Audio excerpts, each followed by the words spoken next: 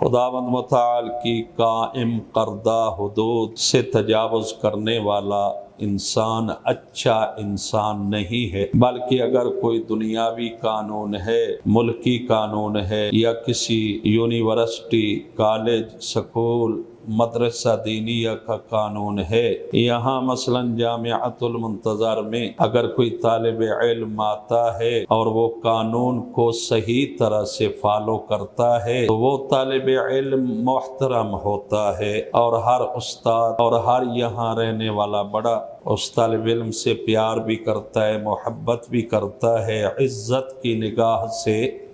دیکھتا ہے۔ اور اگر وہ طالب علم باغی ہو جائے قانون سے کوئی بھی،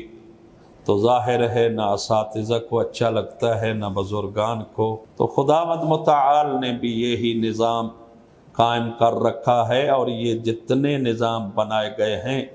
کسی مسلمان نے یا غیر مسلمان نے بنائے ہیں تو انسانیت کو منظم رکھنے کے لیے، تو خدا نے بھی جو نظام بنایا تھا اور اسی سے سارے نظام لیے جا رہے ہیں۔ یہ نظام بھی ایک ادارہ کو، ایک مدرسہ کو، ایک سسٹم کو